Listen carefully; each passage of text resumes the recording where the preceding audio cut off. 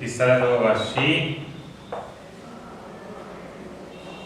Denied that, उसने अस्वीकार कर दिया। डिनाई क्या होता है? मना कर देना। उसने बात नहीं मानी, मना कर दिया। दैट नो हट गया आई का, she had not done that work. आसान सा सेंटेंस था ये वाला भी। अब यस और नो का यूज एक तरह से और होता है।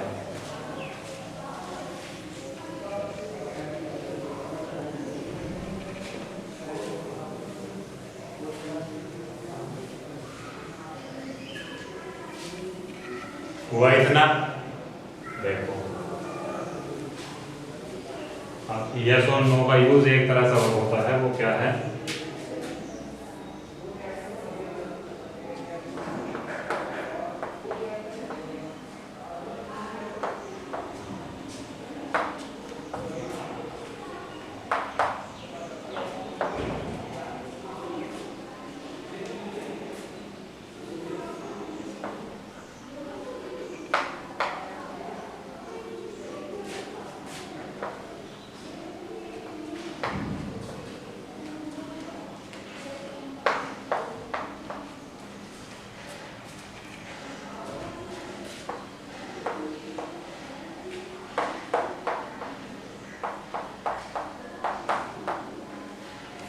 देखो, Mohan said to me, Mohan ने मुझसे कहा। क्या कहा भाई? विल यू कम टुडे, क्या तुम आज आओगे? आई सेड, मैंने कहा। नो, नहीं।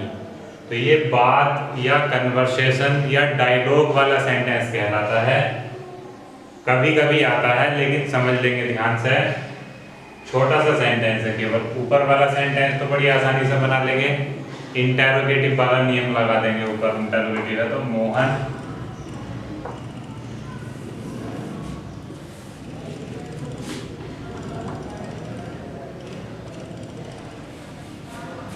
चलो पहले बनाइए। आस्क्ड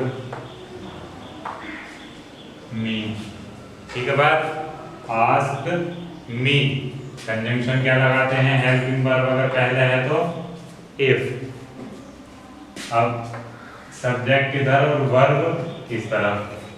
यू लिसनर के अकॉर्डिंग बदलेगा तो मी क्या है यहाँ? ऑब्जेक्ट। ये है सब्जेक्ट, तो मी का सब्जेक्ट आए। वुड, विल का वुड। कम, टुडे का दैट डे और फुल स्टॉप।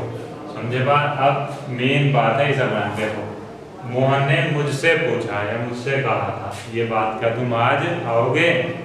मैंने कहा नहीं। तो जब बात का जवाब दिया जाता है तो तब शायद की देर क्या लगाते हैं? रिप्लाइड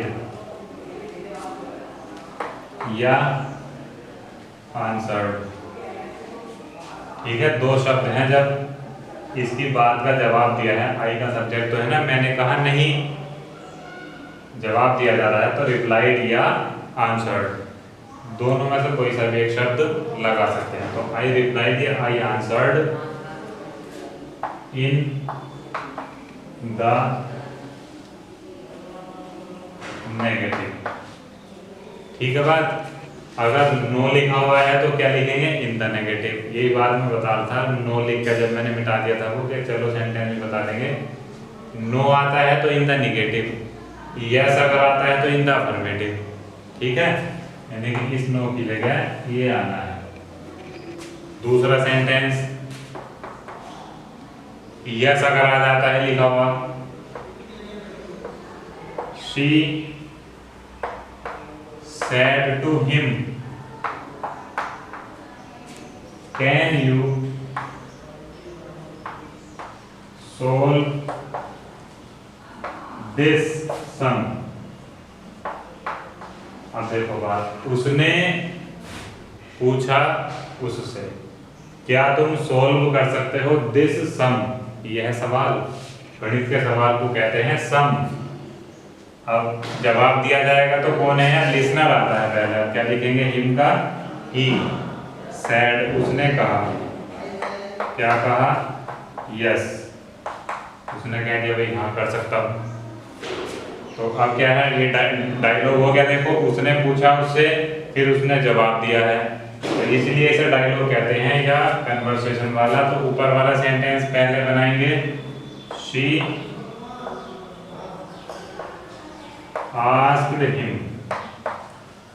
इफ से जोड़ दिया हमने क्योंकि शुरू में दी हुई है helping verb, can say start हो रहा है सेंटेंस, सब्जेक्ट इधर वर्ब इधर, तो हिम के अकॉर्डिंग क्या होगा इसका, ही, कैन का कुड, सोल्व और दिस का दैट सम। चलो एक बात पूरी हुई। अब क्या है, वो जवाब दे रहा है, यानी कि उसने आंसर दिया है हाँ कर सकता हूँ। तो ही रिप्लाइड या आंसर्ड। अब यस लिखा हुआ है तो क्या करेंगे, इन द अफर्मेटिव।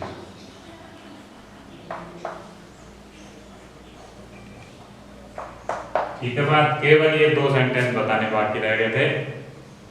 अब एक्सरसाइज होगी, इन्हें बड़े गौर से समझ लेना कि नो लिखा हुआ है तो इन निगेटिव या इन द निगेटिव, और यस लिखा है आंसर में, जवाब में यस कह रहा है वो, तो इन द अफर्मेटिव। अफर्मेटिव क्या होता है, स्वीकृति देना, यानी बात मान लेना, पॉजिटिव।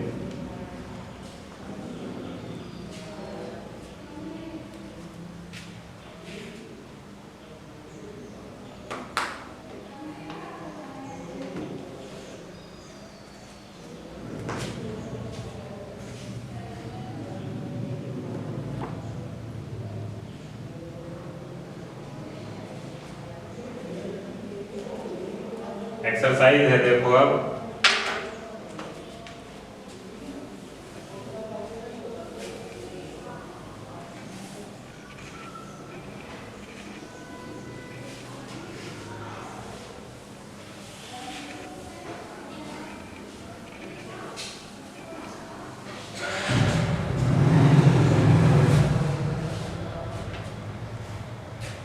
एक्सरसाइज है हमारी 166।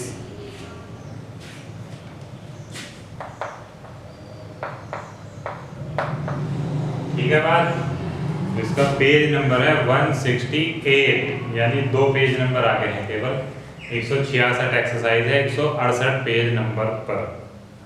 पहला सेंटेंस है, Mohan said let us walk now.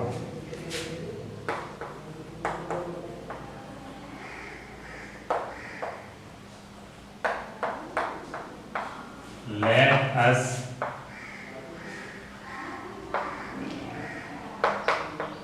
Walk now. तो देखो क्या है बात इसकी, लेट अस वाला है तो क्या करते हैं, प्रपोज्ड दैट से जोड़ देंगे, और लेट अस की जगह दे शुड या वी शुड, यहाँ आई या वी का कुछ नहीं है तो क्या बना देंगे लेट अस का, दे शुड वॉक, और नाउ का देन। ठीक, सेकंड देखो, Hari said to Mohan.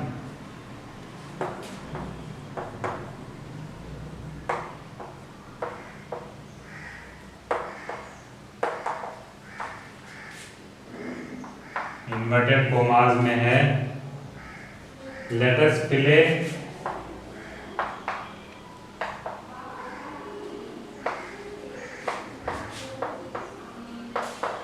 Cricket. तो देखो हरी